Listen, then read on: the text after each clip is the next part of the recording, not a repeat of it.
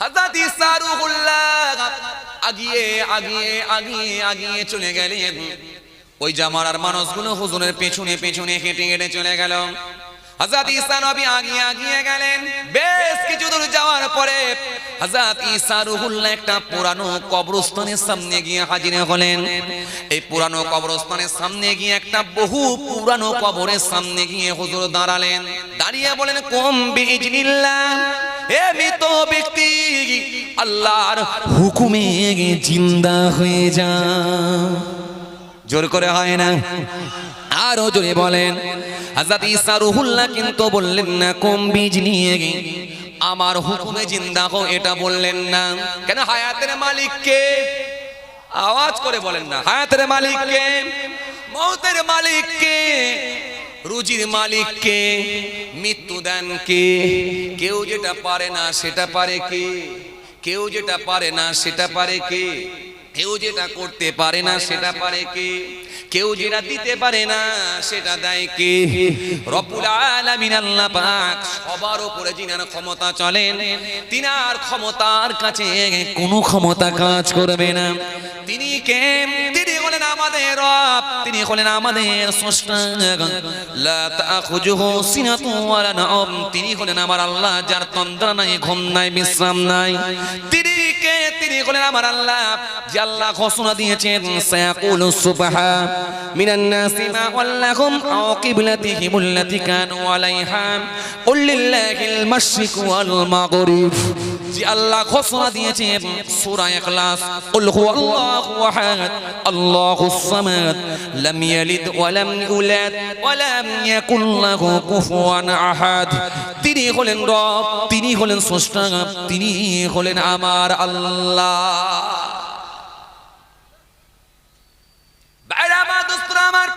হযরত ঈসা রূহুল্লাহ ওই পুরানো কবরের সামনে গিয়ে বললেন, কুম বিইজনিল্লাহ, হে মৃত ব্যক্তি, আল্লাহর হুকুমে জিন্দা হয়ে যাও।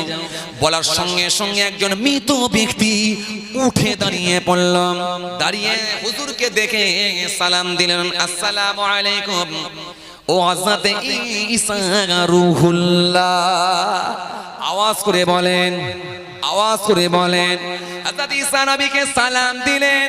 সালাম দিয়ে আল্লাহ নবী সাহেব, ও হযরত ঈসা নবী, আমার আব্বা জানের পক্ষ থেকেও আপনাকে সালাম দিলাম হুজুর, কারণ আপনি আমার হলেন চাচা জান।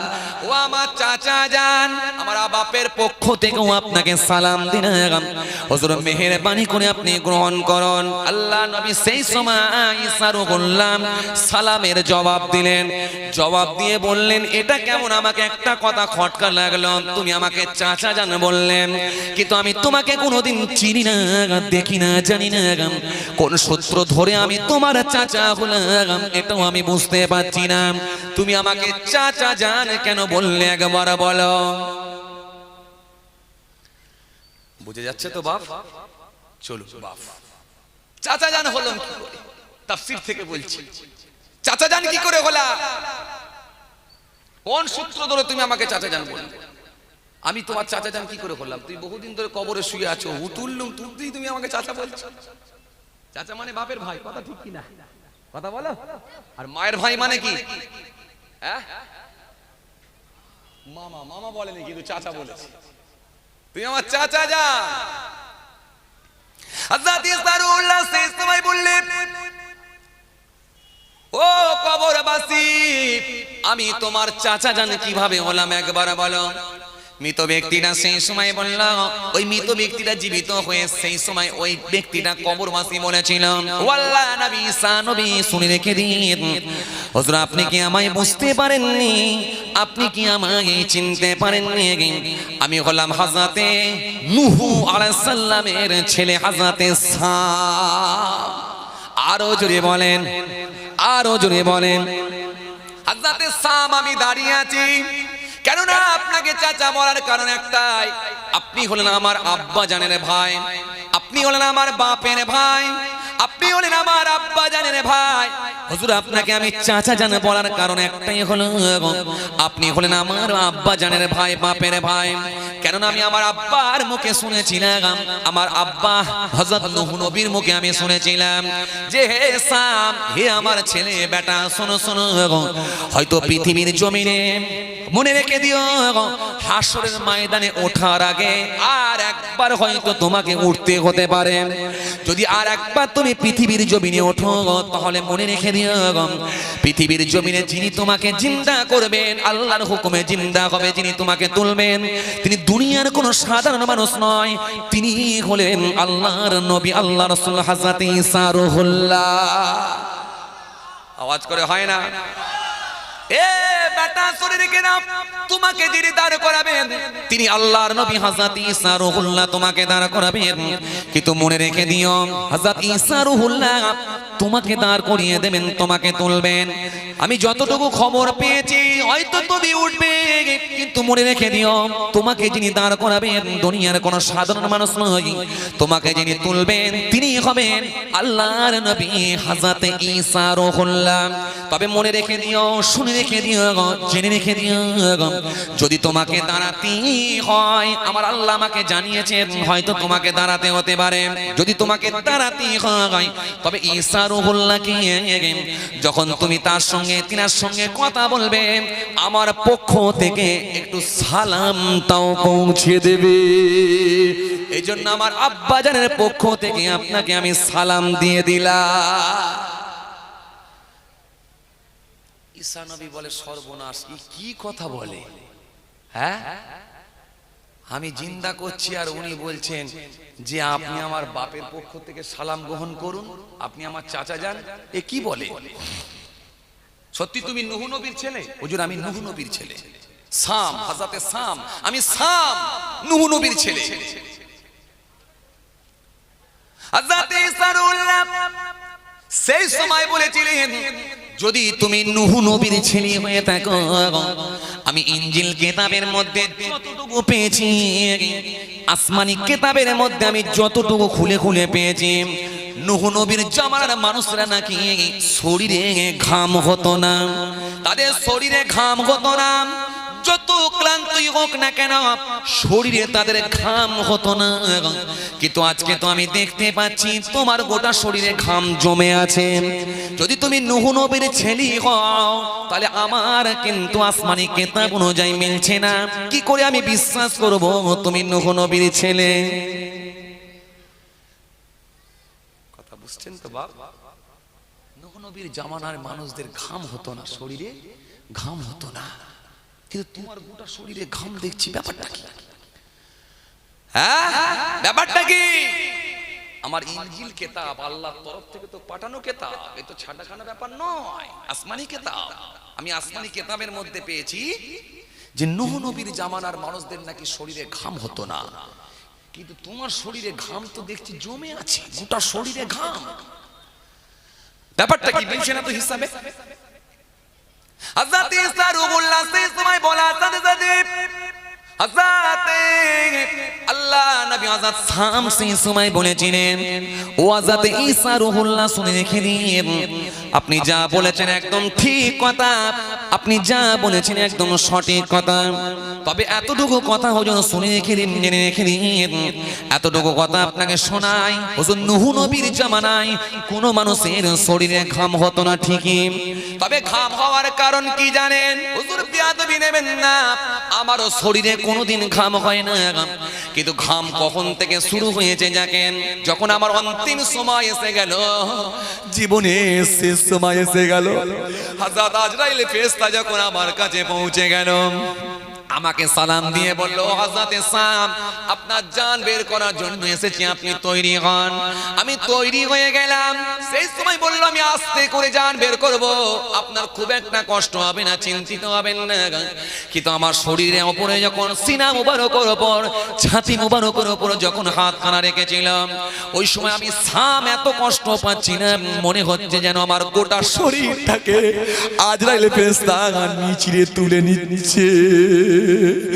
আমি সাপ থাকতে না পেরে সেই সময় আমার শরীরটা গোটা দরদর করে ঘাম শুরু হয়ে গেল। ওই যে আমার গোটা শরীরে ঘামতে লাগলো, সেই ঘাম তখন থেকে শুরু হলো। ওই ঘাম সেই সময় থেকে নিয়ে আজ কবরে 1000 বছর শুয়ে আছি, 1000 বছর আমার শরীরে আর ঘাম শুকায় না। এর নাম হলো মওত, এর নাম হলো মওত, এর নাম হলো মওত। ভাইরা আমার, দোস্তরা আমার, আমি যে কথাগুলো আপনারা যে রেফারেন্স গুলো দিচ্ছি ছোটখাটো মানুষের নয়, সব অস্ত বড় বড় পাওয়ারফুল নবীদের রেফারেন্স দিচ্ছি, সাহাবীদের কথা আমি বলছি। এই জন্য বাজে কথা বলার কোনো জায়গা নাই, ভালো করে শুনেন। এর নাম হলো মওত। যেহেতু আজকে আমি আমার একটা সাবজেক্ট তৈরি করেছিলাম মওত, এই প্রথম থেকে শেষ পর্যন্ত খালি মওত। কেন আমি একটা বিষয়ের উপরে আপনি ওয়াজ করি, আপনারা জানেন হারাম হালাল নিয়ে বললে আমি হারাম হালাল নিয়ে 2 ঘন্টা ওয়াজ করি, জুম্মা নিয়ে ওয়াজ করলে জুম্মা নিয়ে আমি 2 ঘন্টায় ওয়াজ করি, নামাজ নিয়ে ওয়াজ করলে নামাজের গুরুত্ব, নামাজের ফাজিলাত, নামাজের তাৎপর্য, নামাজের ফরজ, নামাজের ওয়াজিব, নামাজের মাকরুহ, নামাজের ফরজে আইন, ফরজে কিফায়া নামাজ নিয়ে শুধু আলোচনা করি, আপনারা জানেন। এজন্য আমি একটা বিষয়ের উপরে সাবজেক্টের উপরে ওয়াজ করি। যেহেতু আজকে আমি প্রথমে সাবজেক্ট বানিয়েছি সেটা হলো মৃত্যু, মওত, তাই মওতের কথা বলতে বলতে এত দূর চলে এলাম। হযরত নূহ নবীর ছেলে সাম যখন এরকম কথা বললেন, হযরত ঈসা রূহুল্লাহ সেই সময় বললেন, হে সাম, তাই যদি হয় মেনে নিলাম, কিন্তু আমি যতটুকু ইনজিল কিতাবে পেয়েছি হযরত নূহ নবীর জামানায় নাকি কোনো মানুষের দাড়ি চুল সাদা হতো না, কিন্তু তোমার চুল দাড়ি গুলো কেন সাদা হয়ে গেল একবার বলো? তোমার তো চুল দাড়ি সাদা হবার কথা নয়, কেন তোমার চুল দাড়ি গোপ সাদা হলো একবার খালি বলো। হযরত নূহ নবীর সময় মানুষের নাকি চুল দাড়ি গোপগুলো নাকি সাদা হতো না, যতটুকু ইনজিল কিতাবে পেয়েছি, কিন্তু তোমার চুল দাড়ি কেন সাদা হলো বলো? হযরত সাম সেই সময় বলেছিলেন, ও আল্লাহ নবী, হযরত ঈসা রূহুল্লাহ শুনে রেখে দিয়ে এই সাদা দাড়ি হয়ে যাবার কারণটাও শুনে আমি যখন মৃত্যুর কোলে ঢলে পড়লাম, আজরাইল ফেরেশতা যখন এসে হাজির হয়ে গেল, ওই সময় আমার যখন জান বের করছিল, আমার একবার খালি মনে পড়লো, হায় রে হায়, মৃত্যু কষ্ট যদি এতই হয় তাহলে আমার আব্বা বলে গেছে আর একবার জীবিত হতে হবে। যদি আমি আর একবার জীবিত হই তাহলে আর একবার আমাকে মৃত্যুবরণ করতে হবে, কিন্তু আমি দুবারের মরণের কষ্ট কি করে আমি সাম সয়ে নেব? এজন্য আমি সাম বড় চিন্তা করতে লাগলাম, আমি সাম বড় টেনশনে পড়ে গেলাম, চিন্তিত হয়ে পড়লাম। ওই চিন্তা করতে করতে করতে করতে আমার চুল দাড়ি গুলো সব সাদা হতে লাগলো। এই সেই সময় থেকে নিয়ে আজ পর্যন্ত কিয়ামত পর্যন্ত সাদা থাকবে। আজ 1000 বছর হয়ে গেল কবরের ভিতরে শুয়ে আছি, কিন্তু আমার চুল দাড়ি গুলো সাদা হয়ে গেছে, আর কালো হয় না হুজুর। এর নাম হলো মওত, এর নাম হলো মওত, এর নাম হলো মওত। এজন্য কোরআন সুন্দর করে ঘোষণা দিয়েছে, সুন্দর করে কোরআন জানিয়ে দিয়েছে, মৃত্যুর ভয়েতে তোমরা যেখানে পলায়ন করো না কেন, মনে রেখে দিও মজবুত কেল্লার মধ্যে গিয়ে, লোহার সন্দুকের মধ্যে গিয়ে যদি আত্মগোপন করো, আমি আল্লাহ বলি মৃত্যুর হাত থেকে কেউ রেহাই পাবে না, পাবে না, পাবে না। কথা বুঝে যাচ্ছে তো বাপ? এই মৃত্যু যদি আমরা কাছে মনে করতাম, দ্বন্দ্ব আর থাকতো, হিংসা থাকতো, সব মুছে যেত যদি মৃত্যুকে কাছে মনে করতাম। কিন্তু মৃত্যুকে তো ভুলে গেছি, এমনকি মৃত্যুর ভয়ে যেখানেই যাও না কেন মৃত্যুর হাত থেকে রেহাই পাবে না। হযরত সুলাইমান নবী নাম শুনেছেন না আপনারা? এই আমার দিকে তাকান, সুলাইমান নবী নাম শুনেছেন না আপনারা? এই সুলাইমান নবীর জামানায় একজন লোক স্বপ্ন দেখলো, কাকে জানেন? আজরাইল ফেরেশতাকে। এই আজরাইল ফেরেশতাকে যখন খাপ দেখেছে, আজরাইল ফেরেশতা ওই লোকটিকে, সুলাইমান নবীর জামানায় ওই মানুষটিকে যখন স্বপ্ন দেখেছে, লোকটি দেখেছে আজরাইল ফেরেশতাকে, ভয়াবহ চেহারা দেখিয়েছে। এই ভয়াবহ চেহারা দেখে লোকটি সারা রাত ঘুমোতে পারেনি। সকাল হয়ে গেছে, ছুটে ছুটে ছুটে ছুটে সুলাইমান নবীর কাছে হাজির। হুজুর, হুজুর, সালাম দিয়ে, হুজুর কি হলো বাবা, এত হাঁপাচ্ছ কেন? হুজুর রাত্রিরে আমি আজরাইল ফেরেশতাকে খবে দেখেছি, তাতে কি হয়েছে? হুজুর আজরাইল ফেরেশতা যা ভয়াবহ চেহারা আমাকে দেখিয়েছে হুজুর, আমি আর বাঁচব না, আমি আর বাঁচব না হুজুর, কোন সময় আমার জান বের করবে হুজুর? বাবা এত ভেঙে পড়ুনি, সকলকেই তো মরতে হবে, মৃত্যুর আল্লাহ সময় ঠিক করে দিয়েছে, যদি মওত থাকে তাহলে হবে, তো এত ভয় পাওয়ার কি আছে? না হুজুর আমাকে একটা কাজ করে দিতে হবে। কি করতে হবে বাবা? হুজুর আপনি একটু হাওয়াকে বলে দেন যাতে করে তক্তা হাওয়া একটু বলে দেন আল্লাহর হুকুমে, যাতে ওই তক্তার উপরে চাপলে আমাকে হাওয়ায় উড়িয়ে নিয়ে গিয়ে, হাওয়াতে তুলে নিয়ে গিয়ে হিন্দুস্তানের পাহাড়ের নিচে আমাকে পৌঁছে যায়, হিন্দুস্তানের পাহাড়ের পাদদেশে যেন আমাকে পৌঁছে দেয়, যাতে করে আজরাইল আমাকে খুঁজে না পায়। কথা বুঝছেন না? খুঁজে না পায়। হুজুর সুলাইমান নবী একটু মুচকি হেসে বলেন, হ্যাঁ তোমার বোকামি হচ্ছে, মওত যদি থাকে সেখানেই হবে, মৃত্যুকে কেউ লুকাতে পারবে না। লোকটি কান্নাকাটি করছে, হুজুর আমি এত আপনার কথা শুনি, এত আসা যাওয়া করি, এত ভালোবাসি, আমার একটা অনুরোধ রাখবেন না হুজুর? আমার একটা অনুরোধ রাখবেন না? হুজুর বলে, কি সর্বনাশ, কি বিপদে পড়েছি? হযরত সুলাইমান নবী তো হাওয়াতে উড়ে উড়ে বেড়াতেন, আপনারা জানেন তো নাকি?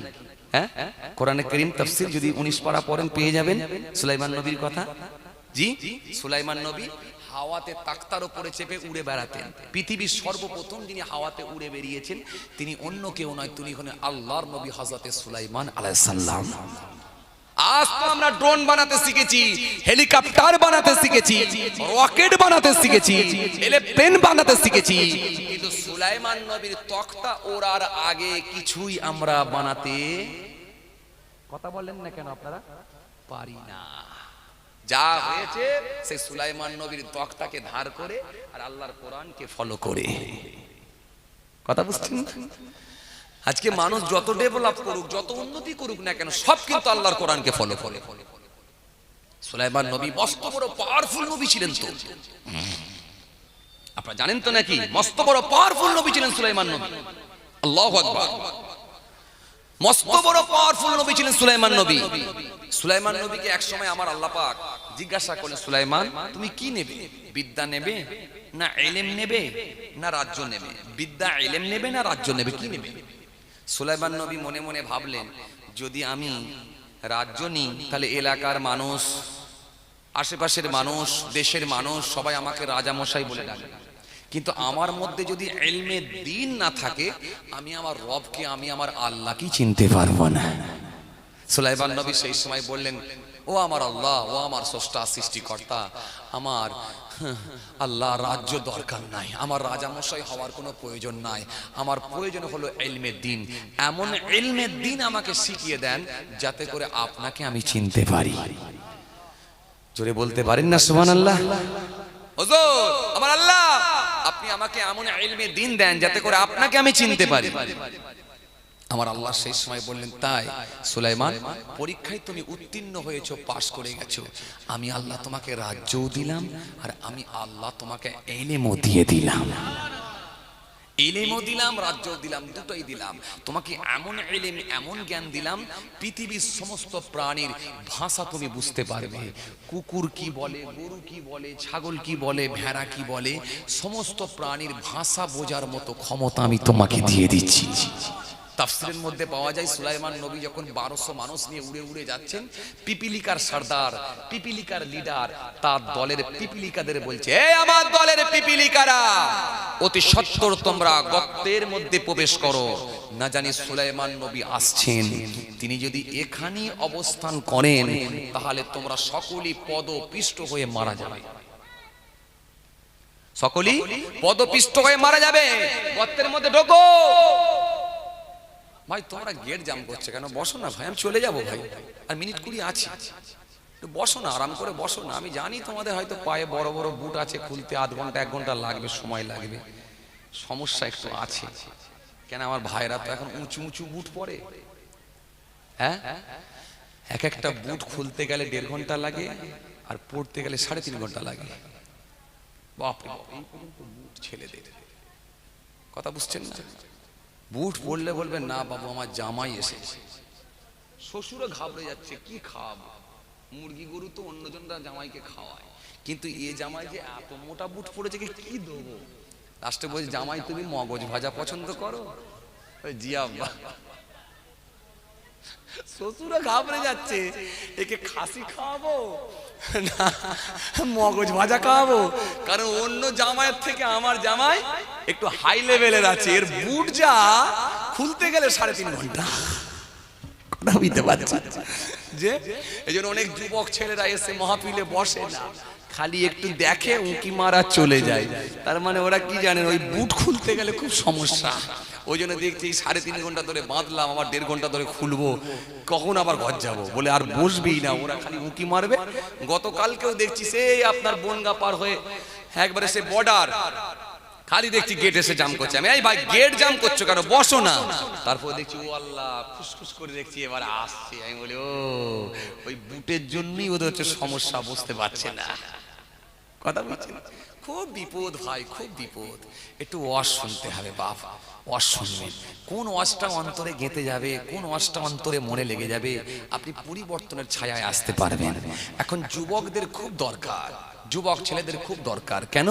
এই যুবক ছেলেরা ইচ্ছা করলে মসজিদও বানাতে পারে, আর এই যুবক ছেলেরা ইচ্ছা করলে মারামারি করে ফাংশনও দিতে পারে। কথা ঠিক বলছি না ভুল বলছি? কেন যুবক ছেলেদের ধর্মের জ্ঞান না থাকার কারণেতে এরকম মাহফিলে এসে বসে 3 ঘন্টা 4 ঘন্টা 5 ঘন্টা ধরে ওয়াজ শোনে, আবার যাওয়ার সময় প্যান্টের চেন খুলে সাইলেন্সার পাইপ ধরে রাস্তার ধারে গিয়ে ঝরঝর করে দাঁড়িয়ে দাঁড়িয়ে মুতে দেয়, দিয়ে বলেন না ভাইজানের গলা ভালোই আছে। আসলে ধর্মের জ্ঞান নেই। এই যুবক ছেলেগুলোর খুব দরকার, এরকম মাহফিলে আসা দরকার আছে। পাক না পাক, হারাম হালাল, জায়েজ না জায়েজ, বৈধ অবৈধ, মরণ মৃত্যু, কবর, হাসর, পুলসিরাত, মিজান, এই সমস্ত আল্লাহ আল্লাহ রসুলের কথাগুলো শুনলে অন্তরের ভেতর একটা ভয়ভীতি প্রদর্শন হবে। কথা ঠিক কি না? এই জন্য দরকার এদেরকে। হই হই করলে হবে না বাপ। কোন মুহূর্তে আল্লাহর ডাক আসবে চলে যেতে হবে, চলে যেতে হবে। এই তো এই কয়েকদিন আগে আমি আমার গ্রামের কথা বলছি, আমি আমার গ্রামের বলছি, কয়েকদিন আগে 1.5 মাসের বাচ্চাকে দাফন করা হলো। 1.5 মাসের বাচ্চা। আপনারা বলবেন হুজুর 1.5 মাসের বাচ্চা আর নতুন কি আছে, মায়ের কোল থেকেও চলে যাচ্ছে। কথা ঠিক কি না? এই 1.5 মাসের বাচ্চা, আমি বলতে চাইছি এই জন্য রাতের বেলাটাও বাচ্চা সুস্থ, মায়ের আঁচলের নিচে শুয়ে আছে। আরে মায়ের আঁচলের নিচে কলিজার কাছে মা টেনে নিয়ে শুইয়ে রেখেছে। ভোর 4টের সময়তে ওই বাচ্চাকে মা দুধ খাইয়েছে, তখনও জিন্দা। সকালবেলা মা ঘুম থেকে উঠে দেখে বাচ্চার নড়ে না।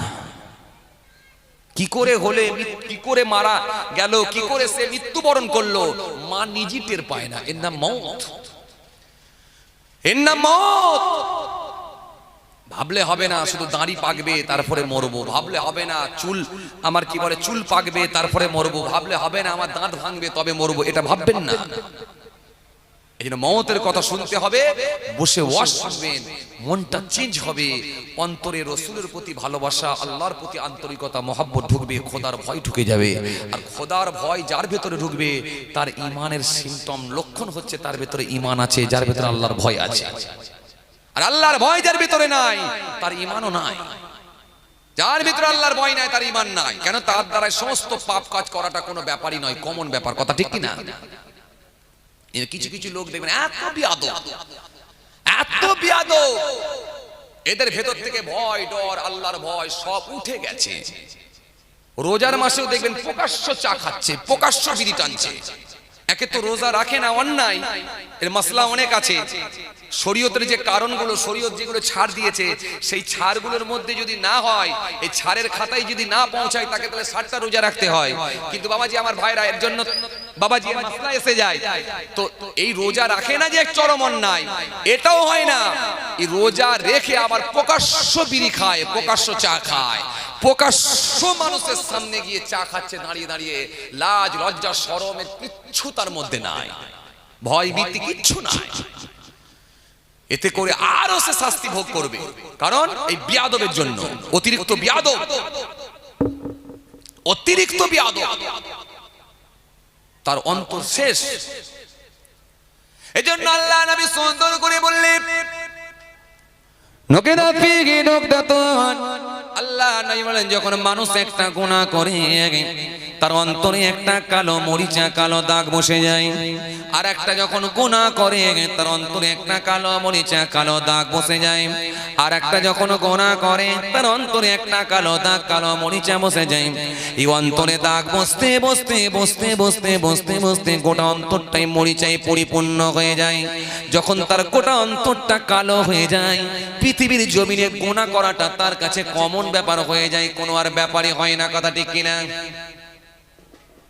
এজন্য কিছু ইয়াং ছেলে আছে দেখবেন গুনাহ করে করে করে করে এমন জায়গায় পৌঁছে গেছে এর হায়াত শরম লজ্জা বলে আর কিছুই নাই এজন্য রাসূলুল্লাহ বললেন সারা শরীরের মধ্যে এক টুকরো গোশত আছে ওই গোশত যদি খারাপ হয়ে যায় আমি রাসূলুল্লাহ বলি তার সব খারাপ হয়ে যাবে আর গোশতটা যদি ভালো হয়ে যায় আমি নবী বলে যাই তার গোটা শরীরটা ভালো হয়ে যায় ওই গোশতের টুকরা যদি খারাপ হয়ে যায় আমি রাসূলুল্লাহ বলি গোটা শরীরে খারাপ হয়ে যায় ওই গোশতের টুকরো যদি ভালো হয়ে যায় আমি রাসূলুল্লাহ বলি গোটা শরীরে ভালো হয়ে যায় সাহাবীরা বলে ইয়া রাসূলুল্লাহ হাবিবাল্লাহ হুজুর কোন গোশতের টুকরা আল্লাহ নবীকে জিজ্ঞাসা করা হলো হুজুর কোন গোশতের টুকরা ঘাড়ের দিকে পিঠের দিকে কোমরের দিকে পাছার দিকে ঘাড়ের দিকে বুকের দিকে পেটের দিকে লম্বা দিকে হুজুর পিঠের দিকে পেটের দিকে বুকের দিকে কোন গোশতের টুকরা আল্লাহ নবী বলে হলো না হলো না হলো না হলো না হলো না ওই গোশতের টুকরার নাম হলো আলা ওয়াহিয়াল কলব সেটা হলো কলব সেটা হলো অন্তর সেটা হলো কলব সেটা হলো অন্তর অন্তরটা যার ভালো আমি রাসূলুল্লাহ বলি গোটা শরীরটা তার ভালো আওয়াজ করে হয় না আওয়াজ দিয়ে বলেন অন্তরটা যার ভালো আমি নবী বলি গোটা দেহটা তার ভালো অন্তরটা যার খারাপ হয়ে গেছে আমি রাসূলুল্লাহ বলি গোটা শরীরটা তার খারাপ হয়ে গেছে কেননা আমার আল্লাহ দেখবেন না চেহারা দেখবেন না ফেস দেখবেন না লোক দেখবেন কি ইন্নাল্লাহা লা ইয়ানজুরু ইলা সুরাতিকুম ওয়া আমওয়ালিকুম ওয়ালাকিন ইয়ানজুরু ইলা কুলুবিকুম ওয়া আমালিকুম ইন্নাল্লাহা নিশ্চয় আল্লাহ তাআলা লা ইয়ানজুরু নাজারা থেকে ইয়ানজুরু মুজারে সিগা লা ইয়ানজুরু দেখেন না ইলা সুরাতিকুম সুরাত চেহারা চেহারা ফেস লুক গেটআপ কালো চেহারা ফর্সা চেহারা লম্বা খাটো রোগা মোটা কিছু আল্লাহ দেখবেন না দাঁত উঁচু না দাঁত নিচু কালো না ফর্সা গোল না মুখ লম্বা কিছু আল্লাহ দেখবেন না লা ইয়ানজুরু ইলা সুরাতিকুম সুরাত আল্লাহ দেখবেন না দেখবেন কি ওয়ালাকিন ইয়ানজুরু ইলা কুলুবিকুম ওয়া আমালিকুম দেখবেন কেবল মাত্র মানুষের অন্তরটা আল্লাহ দেখে নেবেন সাথে কর্মটা ভালো ছিল নাকি আল্লাহ মিলিয়ে নেবেন জোহরের নামাজ পড়েছিলাম কর্ম ভালো ছিল সাথে অন্তর ভালো ছিল লোকের গীবত থেকে বেঁচে গিয়েছিলাম আসরের নামাজ ভালো পড়েছিলাম কর্ম ভালো ছিল সাথে আল্লাহ বলছে আমল ভালো ছিল কর্ম ভালো ছিল কাজ ভালো ছিল অন্তর ভালো ছিল মিথ্যা থেকে সে পরহেজ করেছিলাম মাগরিবের নামাজ পড়েছিলাম মাগরিবের নামাজ পড়েছিল প্রতারণা থেকে বেঁচেছিল চিটিংবাজি থেকে বেঁচেছিল এবং পৃথিবীর জমিনে সব অন্যায় থেকে বেঁচেছিল তাদের অন্তরগুলো ভালো ছিল আমি রাসূলুল্লাহ বলি ওই শরীরটা আল্লাহ রাব্বুল আলামিনের কাছে খুব প্রিয় আরো জোরে বলো আরো জোরে বলো এজন্য বাপ অন্তরের মরিচা যদি পরিষ্কার করা যায় পৃথিবীর জমিনে সে একজন আল্লাহর মনোনীত বান্দা হয়ে যাবে সাহাবীরা জিজ্ঞাসা করে ইয়া রাসূলুল্লাহ হাবিবাল্লাহ অন্তরের মরিচাকে পরিষ্কার করার কোনো উপায় নাই আল্লাহ নবী বলেন তওবা করে ফিরে আসতে হবে তাকওয়া করতে হবে তার সাথে সাথে বেশি বেশি করে আল্লাহ নামে জিকির করতে হবে এই তাকওয়া ঘৃণা মনে করে সরে আসতে হবে সে মিথ্যা বলেছে ঘৃণা মনে করে সরে আসছে আল্লাহ আমি তাকওয়া করছি জীবনে আর কোনোদিন আমি মিথ্যা বলবো না এর নাম হলো তাকওয়া সুদের খাতায় নাম ছিল, বন্ধনের খাতায় নাম ছিল, তাকওয়া করে ফিরে আসছে, ওয়াদা করছে আল্লাহ জিনে শুনে কোনোদিন আর সুদের খাতায় নাম তুলবো না, বন্ধনের খাতায় নাম তুলবো না আল্লাহ, আমি ঘুষের খাতায় নাম তুলবো না আল্লাহ, বন্ধনের খাতায় নাম তুলবো না আল্লাহ, মিথ্যার খাতায় নাম তুলবো না। যখন তাকওয়া করে সেই লোকটি ফিরে আসবে, আমার আল্লাহ ওয়াদা দিয়েছেন, আল্লাহ লা ইউহিব্বুত তাওয়াবিনা ওয়া ইউহিব্বুল মুতাতাহহিরিন, ইন্নাল্লাহা নিশ্চয় আল্লাহ তাআলা লা ইউহিব্বুত তাওয়াবিনা, তওবাকারীদের ভালোবাসেন, তওবাকারীদের আল্লাহ পছন্দ করেন, ওয়া ইউহিব্বুল মুতাতাহহিরিন, আল্লাহ বলছেন পবিত্রতা অর্জনকারীদেরকে আমি আল্লাহ বড় পছন্দ করে নি। ওই ব্যক্তির জীবনে জিন্দেগির গুনাহগুলোকে মাফ করে দিয়ে আমার আল্লাহ মরিচাটা পরিষ্কার করে দিয়ে, অন্তরটাকে স্বচ্ছ পরিষ্কার করে দিয়ে আল্লাহ কবুল করে নিয়ে ওলি আল্লাহদের খাতায় তার নামটা তুলে দেবে। কথা বুঝে যাচ্ছে বাবা? হ্যাঁ, এক একটা মানুষ দেখো না বাপ, হিসাব করো, 45 বছর ওয়াজ শুনছে, এখনো পরিবর্তনের জায়গায় আসতে পারে না। ঠিক বলছি না ভুল বলছি? কথা কন না কেন আপনারা? হ্যাঁ, এক একটা মানুষ চিন্তা করুন বাপ, 60 বছর ওয়াজ শুনছে, 65 বছর ওয়াজ শুনছে। চাচাকে যদি জিজ্ঞাসা, চাচা কতদিন ওয়াজ শুনছেন বাবা? বলে 65 বছর। আলহামদুলিল্লাহ। তো বয়স কত আপনার? বলে বয়স আমার 65। আরে বয়স 65 হল আর 65 ওয়াজ শোনা হয়? আপনি যেদিনে জন্মগ্রহণ করেছেন সেদিন থেকে ওয়াজ শুনছেন? বলে না না না, তাহলে একটু ভুল হয়েছে, একটু ভুল হয়েছে। কবে থেকে ওয়াজ শুনছেন? বলে হ্যাঁ হবে 19-20 হবে, তা তো হবেই। তো 19-20 বছর থেকে যদি আপনি ওয়াজ শুনেন, আজ আপনার বয়স 65, মাঝখানে কত বছর ওয়াজ শুনলেন? 45। তো 45 বছর ওয়াজ শুনলেন হুজুর, এত হুজুর পেলেন, কোন হুজুরকে কি আর আপনার ভালো লাগলো না, যে যার কারণে মুখে এখনো দাঁড়িয়ে আপনার ফুটলো না? লম্বা হুজুর, খাটো হুজুর, রোগা হুজুর, মোটা হুজুর, কালো হুজুর, ফর্সা হুজুর, এপার বাংলা ওপার বাংলা, হ্যাঁ, রুমাল হুজুর, পাগড়ি হুজুর, ঘাগরা হুজুর। এখন তো আমার ড্রেস দেখলে মাথা কাজ করে না। কথা ঠিক বলছি না ভুল বলছি? বাংলাদেশ থেকে একটা হুজুর এসছে, বাপরে বাপ, সেদিনে দেখি গোটা টুপিতে খালি আয়নার সেট বসানো আছে, এরম ঘোরাচ্ছে তো ঝিলঝিল করে একবারে ঘুরছে, গোটা দর্শকে তার আয়নার মাথায়, তার আয়নায়। আরে লোকে তো শুনবে তার ওয়াজ, কথা ঠিক বলছি না ভুল বলছি? লোকে তো শুনবে তার বক্তৃতা। এত রকমের একেবারে ডিজাইন টুপি, ডিজাইন পাগড়ির কি প্রয়োজন? নরমাল ভাবে সাদামাটা ভাবে জীবনযাপন করবেন, আর পাঁচটা মানুষকে আপন করে নিতে পারবেন। আল্লাহর কথা, নবীর কথা, ওলি আল্লাহদের কথা, কোরআন হাদিসের কথা মানুষের সামনে তুলে ধরবেন।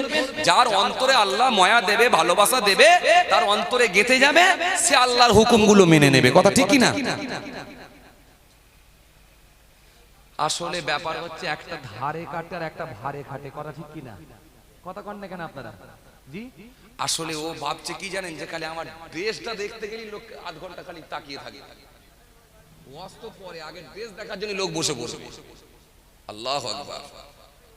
এক একটা বক্তা ওয়াজিনের ড্রেস দেখলে মাথা কাজ করে না ভাই, যে ওয়াজ করতে আসছে না টাটকা আবার বিয়ে করতে এসছে।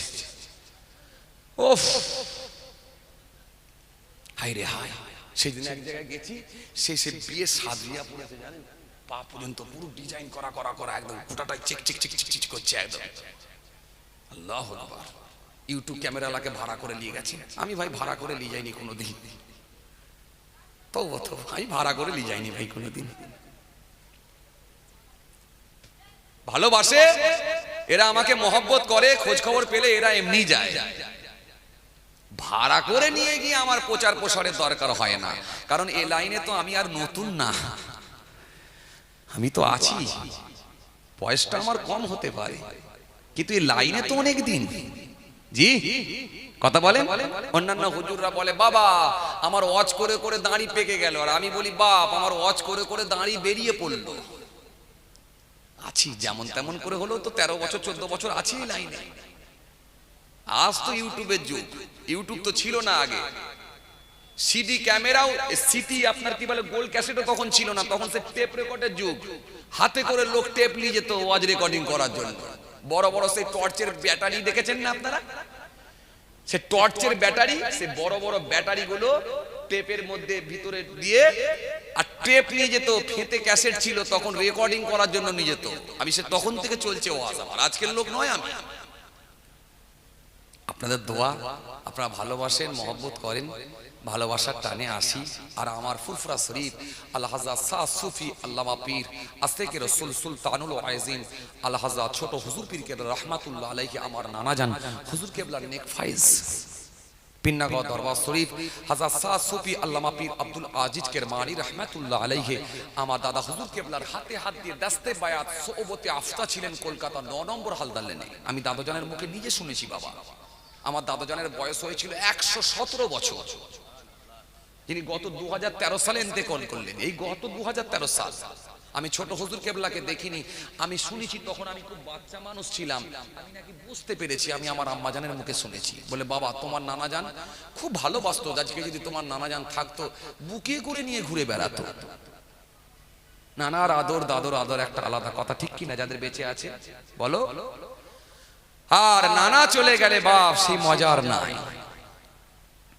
কথা বলো যে জি হ্যাঁ বাবাজি, আমার ভাইয়েরা, আমার দাদাজান বড় ভালোবাসতেন। 2013 সালে ইন্তেকাল করলেন। জি হ্যাঁ, জি হ্যাঁ, আমার পূর্বপুরুষ সব কেরমান থেকে এসেছিলেন। কুড়িশন্ডা দরবার শরীফে কাতারে কাতার দিয়ে শুয়ে আছেন। পিন্নাগড় শরীফে যখন যাবেন একটা বড় গোরস্থান আছে, দেখবেন ছোট গোরস্থানে আমার দাদাজান আর ছোট দাদি যান একটা ফুফুতো ভাইয়ের কবর আছে। আর বড় গোরস্থানে গেলেই আপনারা বুঝতে পারবেন সে 200-300 বছর আগেকারের পুরানো কবর দেখতে পাবেন, যাদের নামে পীরনগর। মস্ত বড় বড় আল্লাহর ওলি ছিলেন। কথা বুঝছি? একটা শ্রেণীর মোল্লা মৌলবী মানে না, কে মানলো কে মানলো না আমার দেখার দরকার নাই, আমার আল্লাহ জানে। কথা ঠিক কি না? সুতরাং আল্লাহ যাকে ওলি আল্লাহ হিসাবে কবুল করে নেবে, পৃথিবীর কোন মানুষ তাকে রুখে দিতে জোরে বলো পারবে না। এই জন্য আমার দাদা জানের জানা যায় 12 লক্ষ মানুষের সমাগম হয়েছিল।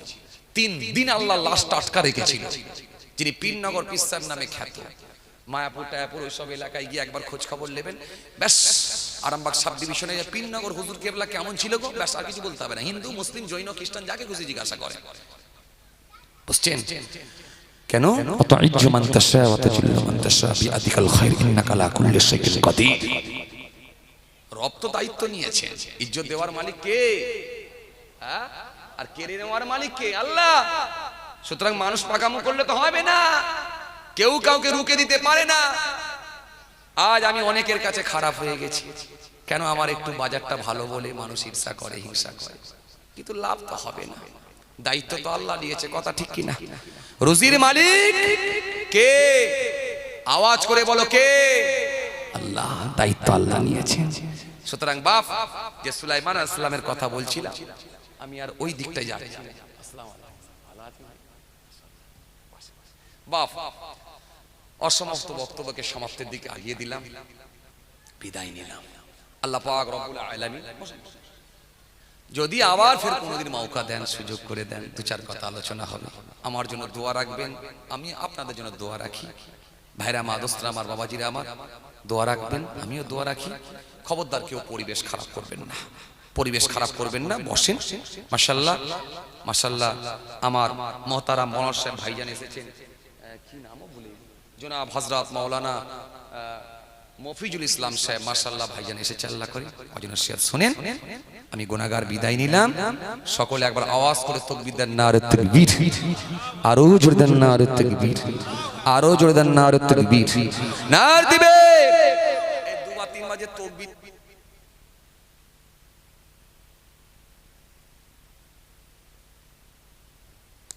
এরকম করে কেন? সব ব্যাটারি। এই যে তাকবীর দিলাম, এতে কি আমার ইজ্জত কমে গেল?